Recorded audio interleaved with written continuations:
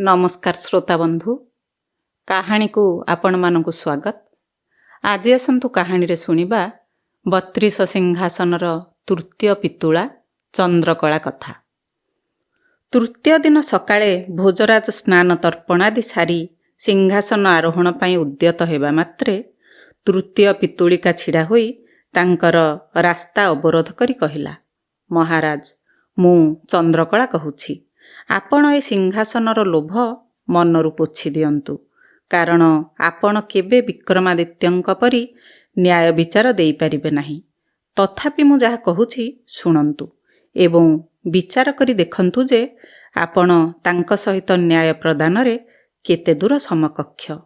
चंद्रकला तापरे कहानी कहिबाकू आरंभ कला। बहु प्राचीन कालर कथा। भाग्य एवं पुरुषार्थ मध्यरे विवाद देखादेला।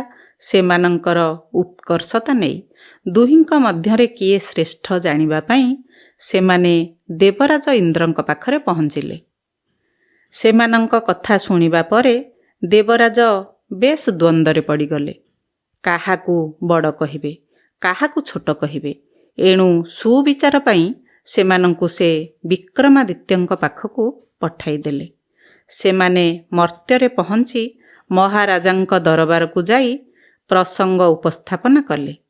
अनेक चिंता करी महाराज विक्रमादित्य 6 मास समय नेले। अनेक चिंता करी मध्य किछि निष्पत्ति नहीं पारिले नहीं महाराज। शेषरे भाबिले साधारण नागरिकंक सहित मिसी समस्यार समाधान करिवे। एणु राजपोषाक त्याग करी जणे साधारण प्रजा भली वेशभूषा धारण करी विभिन्न स्थान भ्रमण करिले। बहु लोकंक सह आलोचना कले। कौनसी निष्पत्ति नेई न पारी काले अन्य राज्यर लोकमाने अधिक विज्ञ और चतुर होइथिबे भाबी यात्रा कले। एक राज्ୟରେ पहुंची विक्रमादित्य जणे व्यवसायींक पाखरे चाकरीटिए जोगाड़ कले।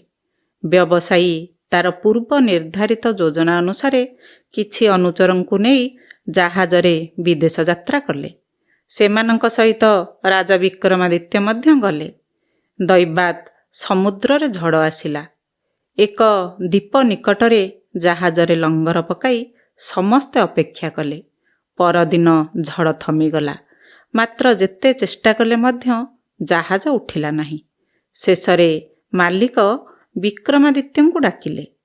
कारण कामरे नियुक्त समय से कहिथिले जे जेउ काम अन्य केही करि न पारिबे से सहजरे करि पारिबे। विक्रमादित्य जल मध्यरे प्रवेश करी लंगर को छुईबा मात्रे जहाज उठी संगे संगे चलिबाकू आरंभ कला। से दीपर उपकूल रे रहीगले। मने मने भाबिले दीपरे बुलिबे, प्रकृतिर मनोरम दृश्य उपभोग करिवे। बुलु बुलु दीपर प्रवेश द्वार रे पहुंची देखिले एक घोषणा पत्र टंगा जाइछि, जोथिरे लेखा थिला एठाकार राजकुमारींक विवाह महाराज विक्रमादित्यंक सहित हेब। महाराज खोजी खोजी जाई राज अंतस्पुर रे पहुंचिले।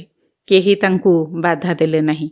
राजकुमारी तांकू देखिले एवं परिचय पाइबा मात्रे लाजरे झाउली पड़िले। विक्रमादित्यंक सहित राजकुमारींकर विवाह हेला। सेठारे किछि काल रहिबा परे महाराज निज राज्य को फेरिले। बाटरे जणे सन्यासींक सहित देखा हेला। से तांक उपरे संतुष्ट होई गोटिए फूलमाळ एवं गोटिए बाड़ी देले एवं कहिले, हे महाराज, एमानंकु जिए पिंधिब तार समस्त कामना पूर्ण हेब। से समस्तंकु देखि पारिबो, किंतु अन्य माने केही ताकू देखि पारिबे नाही। बाड़ीटीर चमत्कारिता एही जे रातिरे शोइबा पूर्वरु जिए एहाकू छुई जेउ मूल्यवान आभूषण मागिब से ताहा तुरंत पाई पारिबो। महाराज फूलमाळ एवं बाड़ी धरी निज राज्ୟରେ पहुंचिबा परे नगर उद्यान रे विश्राम नेले। सेठारे तांकर 2 जण लोकंक सहित साक्षात हेला। जणे साधु एवं अन्य जणे भाट। सेमाने महाराजांकु प्रणाम करी निज निजर दुख जणाइले। महाराज, आमे आपणकर अनुगत सेवक। दीर्घ काल धरी आमे ए उद्यानर रक्षणाबेक्षण करि आसुछु। आमे खूब गरीब। ଏଯାଏଁ କିଛି ବି ପାରିଶ୍ରମିକ ନେଇନାହୁଁ କାହାଠାରୁ।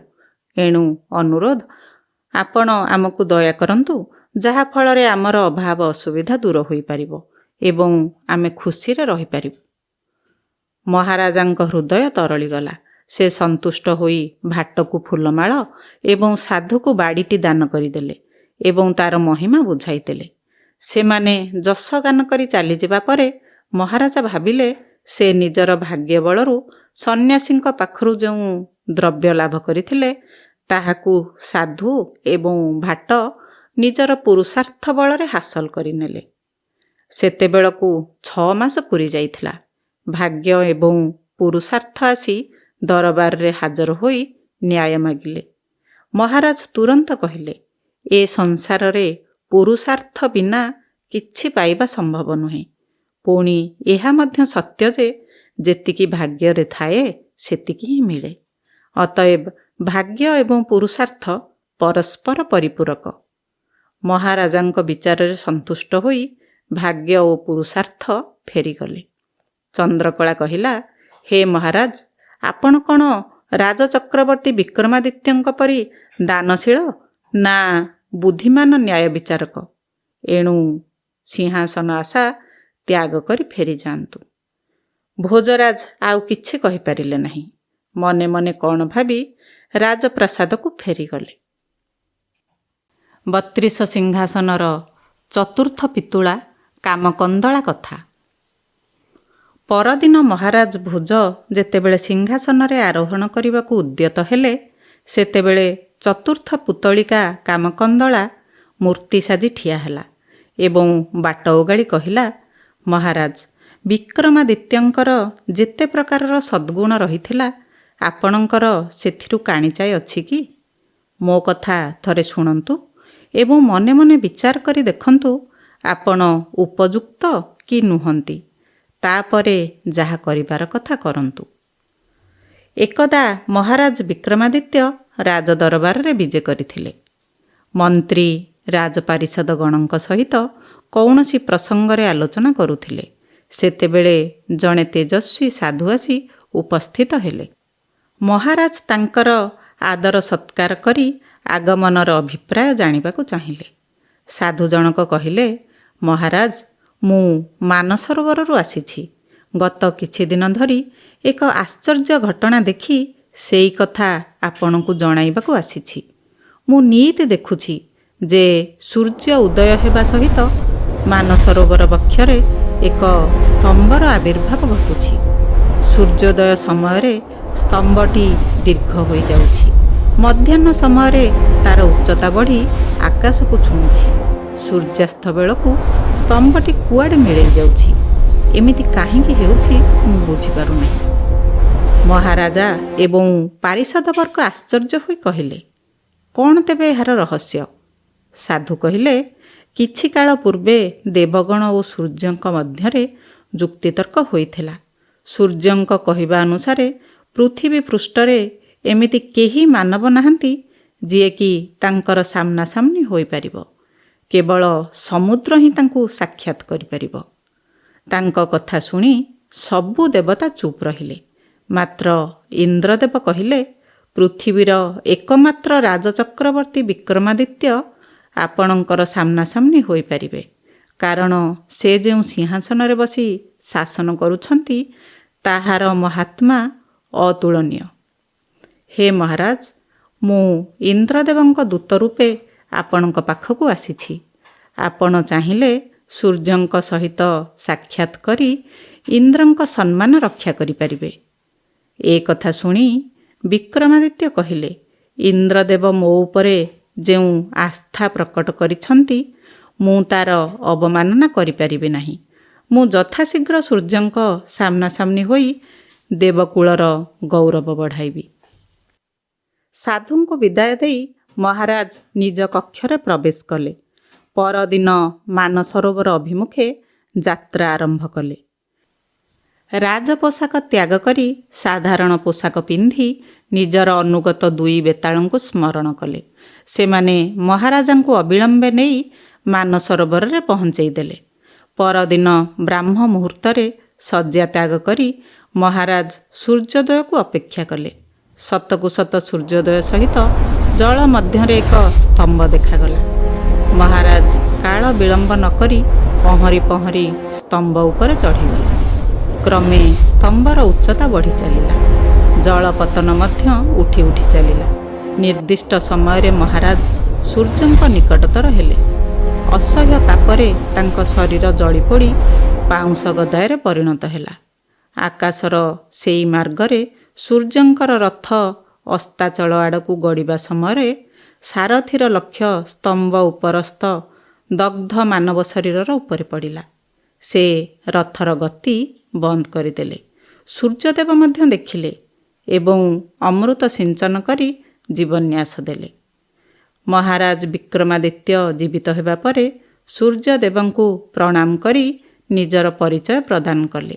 ସୂର୍ଯ୍ୟଦେବ ତାଙ୍କର ସାହସ ଏବଂ ବୀରତ୍ୱର ପ୍ରଶଂସା କଲେ। ଏହା ସହିତ ନିଜ କାନରୁ କୁଣ୍ଡଳ ଖୋଲି ଦାନ କଲେ। ସେଇ କୁଣ୍ଡଳକୁ ଯିଏ ଧାରଣ କରିବ ତାର ସମସ୍ତ ଇଚ୍ଛା ପୂରଣ ହୋଇପାରିବ। ବିକ୍ରମାଦିତ୍ୟ ସୂର୍ଯ୍ୟଦେବଙ୍କୁ ପ୍ରଣାମ କରି ନିଜ ରାଜ୍ୟକୁ ଫେରିଗଲେ। ରାସ୍ତାରେ ଜଣେ ସନ୍ନ୍ୟାସୀଙ୍କ ସହିତ ସାକ୍ଷାତ ହେଲା। ସେ ତାଙ୍କ କାନର କୁଣ୍ଡଳ ଦେଖି ମାଗିଲେ। ମହାରାଜ ଆଦୌ ଦ୍ୱିଧା ନ କରି ସନ୍ନ୍ୟାସୀଙ୍କୁ ନିଜ କାନରୁ କୁଣ୍ଡଳ ଖୋଲି ଦେଇଦେଲେ ଏବଂ ନିଜ ପ୍ରାସାଦକୁ ଫେରିଗଲେ। ଏତକ ଶୁଣେଇ ସାରିବା ପରେ କାମକନ୍ଦଳା କହିଲା, ମହାରାଜ ସବୁ କଥା ତ ଶୁଣିଲେ, ଏବେ ନିଜେ ବିଚାର କରି ଦେଖନ୍ତୁ ଆପଣ ଏହି ସିଂହାସନରେ ବସିବା ପାଇଁ କେତେ ଦୂର ଉପଯୁକ୍ତ। ମହାରାଜ ଭୋଜ ଆଉ ଅଗ୍ରସର ନ ହୋଇ ମନେ ମନେ ଚିନ୍ତା କରୁ କରୁ ନିଜ ପ୍ରାସାଦକୁ ଫେରିଗଲେ। ଶ୍ରୋତାବନ୍ଧୁ, 32 ସିଂହାସନର ଚତୁର୍ଥ ପିତୁଳା କାମକନ୍ଦଳା କଥା ଆପଣମାନଙ୍କୁ କେମିତି ଲାଗିଲା ମତାମତ ଦ୍ୱାରା ଜଣାଇବେ। ରହୁଛି, ନମସ୍କାର।